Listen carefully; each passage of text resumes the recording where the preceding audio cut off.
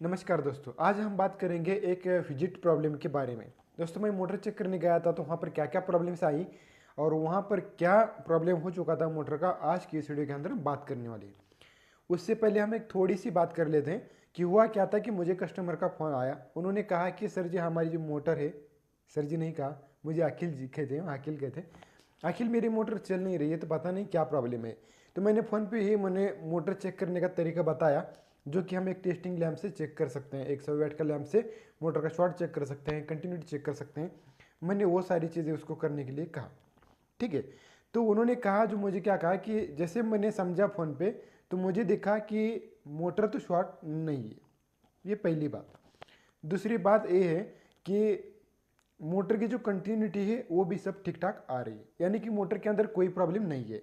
अभी एक प्रॉब्लम बच जाता है मोटर जाम होने का, लेकिन मोटर जाम ऐसे ही नहीं होता, क्योंकि मोटर आज तक तो चल रही है, लेकिन अचानक से ये प्रॉब्लम हुआ तो मोटर तो जाम नहीं है, ठीक है। मुझे ये भी समझ में आ गया, हो सकता है जाम है, लेकिन वो अगला प्रॉब्लम है, उसको बाद में देखेंगे। अभी ये मोटर तो क्लियर है, मोटर के अंदर कोई फॉल्ट नहीं है और स्टार्टर के आउटपुट में तीनों में वोल्टेज भी आ रहे हैं, लेकिन फिर भी मोटर चालू नहीं हो रही है। उसमें अभी एक फॉल्ट हो रहा है। क्या हो रहा है कि स्टार्टर ऑन नहीं हो रहा है, ठीक है। तो मैंने सोचा कि कॉइल के अंदर प्रॉब्लम होगा, जैसे कि कॉइल चेक करने के लिए कहा तो कॉइल भी ठीक ठाक है, लेकिन स्टार्टर भी नहीं उठ रहा है। तो मैंने कहा ठीक है, मैं आता हूँ, मैं आके मोटर चेक कर लेता हूँ। तो ये प्रॉब्लम कुछ इस तरह है कि नए लोगों को कभी जल्दी समझ में नहीं आएगा, बहुत दिक्कत के बाद ही समझ में आएगा। तो आज देखेंगे आपको, तो ये आपको ये भी समझ में आएगा कि हाँ, ये वाला भी प्रॉब्लम होता है। तो नमस्कार दोस्तों, मैं हूँ अखिल बारस्कर और आप देख रहे हैं एडवांटेज एंड टेक्नोलॉजीज चैनल। तो दोस्तों चलिए, मेरे चैनल को सब्सक्राइब कीजिए, लाइक कीजिए, शेयर कीजिए, बहुत सारी चीज़ें आपको कर दीजिए। दोस्तों, मैं यहाँ पर एक विजिट के लिए आया हूँ। तो यहाँ पर एक 3 पीस का कनेक्शन है और 3 पीस की मोटर है। तो यहाँ पर स्टार्टर वगैरह सारा कुछ बिठा दिया, लेकिन यहाँ पर मोटर चालू नहीं हो रही है। तो इसीलिए हमारे पास कस्टमर का फ़ोन आया और हम यहाँ पर आ चुके हैं। तो अभी हम विजिट के लिए आए हैं और अब यहाँ पर देखेंगे हम प्रॉब्लम क्या है। तो प्रॉब्लम्स ऐसा है कि मैंने कहा कि कस्टमर को यहाँ पर तीनों फेज़ में लाइट चेक कर दीजिए। लाइट तीनों में आ रहा है, लेकिन फिर भी मोटर चालू नहीं हो रहा है। तो ये कुछ कुएँ का मोटर है। तो यहाँ पर तीनों में वोल्टेज आ रहा है, लेकिन मोटर चालू नहीं हो रहा है। तो मैं इसको कैसे चेक करते हैं मैं आपको बताता हूँ और वो फॉल्ट भी आपको बताऊँगा। अभी देखिए, हमारे पास क्लैंप मीटर है, ये वाला। हमने इसको सिलेक्ट किया वोल्टेज 750 पे। अभी हम क्या करेंगे, इसके अंदर वोल्टेज चेक करेंगे कि तीनों में आ रहा है क्या नहीं, लेकिन फिर भी मोटर चालू नहीं हो रही। तो मैं इसको यहाँ पर सिर्फ ऐसे पकड़ देता हूँ यहाँ पर।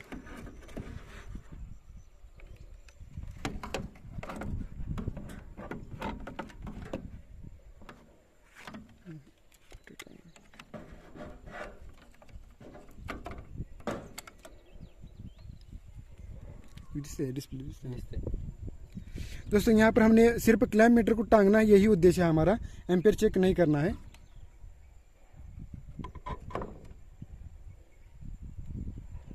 अभी देखिए, इसका एक जो प्रो है हमें ज़मीन के अंदर लगाना है, लेकिन मैं इसको बॉडी को लगाऊंगा। सिर्फ मुझे वोल्टेज चेक करना है, तब तक बॉडी को लगाएंगे, यानी कि बॉडी को अर्थिंग दी है, इसलिए बॉडी को अर्थिंग आ रही है, ठीक है। ये भी डॉक्यूमेंट। तो अभी हम यहाँ पर चेक करते हैं वोल्टेज तीनों को। तो देखिए, पहले में दिखा रहा है 197 दिखा रहा है पहले को। दूसरे को देखेंगे, दूसरे को भी 182 दिखा रहा है, ठीक है, 180 के पास। और तीसरा जो है इसको भी दिखा रहा है, यानी कि 160 वोल्टेज के आसपास है। लेकिन दोस्तों, इसमें तीनों फेज होने के बाद भी मोटर चालू नहीं हो रही। इसका क्या करने में बताता हूँ आपको।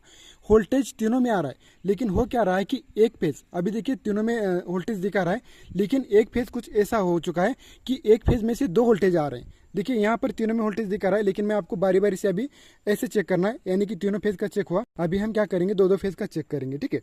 तो अभी देखिए, मैं यहाँ पर एक प्रो लगाता हूँ, 1 नंबर और 2 नंबर पर लगाता हूँ। तो यहाँ पर देखिए 365 दिखा रहा है, यानी कि यहाँ पर 2 फेज का वोल्टेज आ रहा है, ठीक है। और यहाँ पर दोनों में देखेंगे, 2 और 3 में, हाँ, यहाँ पर 2 और 3 में देखेंगे तो यहाँ पर भी वोल्टेज दिखा रहा है, ठीक है।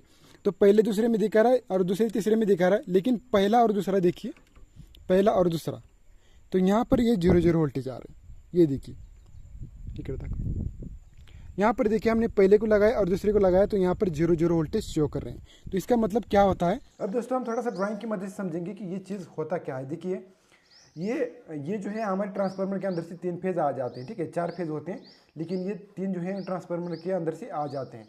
फिर होता क्या है कि ये तो नीचे का न्यूट्रल होता है और ये जो है लाइन होती है, ठीक है, ये 3 लाइन होते हैं। हम क्या करते हैं, ये वाला जो लाइन है वो नीचे लाते हैं, फिर ये वाला भी लाइन है नीचे ले आते हैं और फिर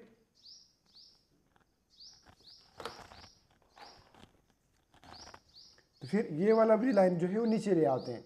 लेकिन हो क्या जाता है कि ये जो हमारा केबल है, ये जो आपको केबल दिख रहा है, तो होता क्या है कि ये केबल किसी कारण की वजह से या ज़्यादातर ये एल्यूमिनियम होने की वजह से अगर वहाँ पर कोई अगर छेद हो गया, उसके अंदर अगर पानी गया तो क्या होता है, देखिए यहाँ पर जो आपको दिख रहा है, मान लीजिए कि ये जो 2 केबल है इसके बारे में प्रॉब्लम आ चुका है, ठीक है, ये 2 केबल के बारे में प्रॉब्लम आ चुका है। यहाँ पर मतलब छोटा सा छेद गिर चुका है दोनों केबल को, और पानी गया जाने के बाद क्या होगा, ये ब्लास्ट कर देगा। क्यों क्या होगा, क्योंकि इन दोनों का कनेक्शन क्या होगा, एक हो जाएगा। इन दोनों का कनेक्शन एक होने की वजह से क्या हो जाएगा, यहाँ पर ब्लास्ट हो जाएगा। और ब्लास्ट क्या होगा, अगर यहाँ पर ब्लास्ट हो जाता तो ठीक है, लेकिन अगर ब्लास्ट यहाँ पर होगा, मान लीजिए ब्लास्ट यहाँ पर होगा, तो क्या होगा कि ये तो करंट लाल के अंदर से आ रहा है और ये लाल कलर के अंदर से फुटा नहीं है बिल्कुल, ये ऐसे सीधा नीचे आ गया, ठीक है, लेकिन ये ब्लास्ट कहाँ हो गया, पीली केबल के अंदर ऊपर ही ब्लास्ट हो गया। तो ये फिर से यही लाल कलर का जो करंट है जो इसमें से जाएगा और फिर से वो पीली केबल के अंदर से यहाँ से आएगा। और यही बात होती है कि यहाँ पर अगर हम लाइट चेक करेंगे तो यहाँ पर 220 वोल्ट दिखाएगा, यहाँ पर भी 220 वोल्ट दिखाएगा और यहाँ पर भी 220 वोल्ट दिखाएगा, तीनों में दिखाएगा, क्योंकि नीली तार के अंदर जो करंट आ रहा है वो बिल्कुल 220 वोल्ट दिखाएगा। और यहाँ से आ रहा है तो यहाँ से भी आके यहाँ से 220 वोल्ट दिखाएगा और यहाँ से भी 220 वोल्ट दिखाएगा।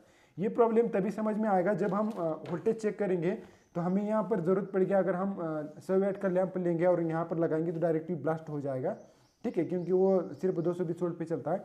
तो यहाँ पर हमें ज़रूरत पड़ेगी मल्टीमीटर की या फिर क्लैंप मीटर की, जो हम 700 वोल्टेज तक उसका वोल्टेज नाप सकते हैं।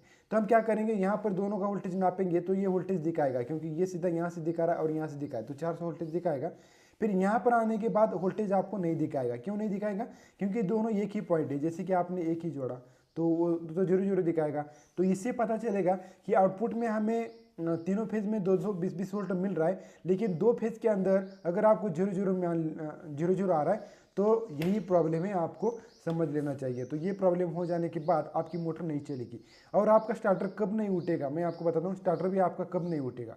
अगर ऐसी कंडीशन में आपका स्टार्टर उठेगा, अगर आपने स्टार्टर के जो 3 पॉइंट होते हैं कुछ इस तरह, और ये तीनों पॉइंट को कुछ इस तरह जुड़ गया है, तो कॉइल जो होती है आपकी इन 2 पॉइंट पे होती है। तो इन 2 पॉइंट को अगर आपका वोल्टेज मिल गया तो आपका स्टार्टर उड़ जाएगा।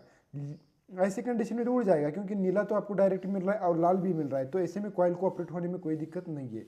लेकिन अब देखिए, अगर ये जो पीला तार है वो यहाँ पर जुड़ा है और ये लाल तार यहाँ पर जुड़ा है और ये नीला तार बीच में जुड़ा है, तो इन 2 तार को तो वोल्टेज मिल ही नहीं रहा, क्योंकि ये जो पॉइंट है लाल जो है वो यहाँ पर मिल रहा है, यानी कि इस वाले सिरे पे मिल रहा है, और यही पॉइंट जो यहाँ पर मिल रहा है। तो ऐसे कंडीशन में आपका स्टार्टर नहीं उठेगा, आपको नीचे से उठा के देखना पड़ेगा, तो थोड़ा सा चुर की आवाज़ आएगी। तो यही इसका प्रॉब्लम है कि ये जो 2 फेज हैं, ये पहला और दूसरा, इसके अंदर दोनों में से एक वोल्टेज आया है, ठीक है। तो उसका जो प्रॉब्लम है बाद में मैंने ढूंढ लिया है, तो इसका प्रॉब्लम यहाँ पर हो चुका है। तो यहाँ पर केबल फट चुकी है।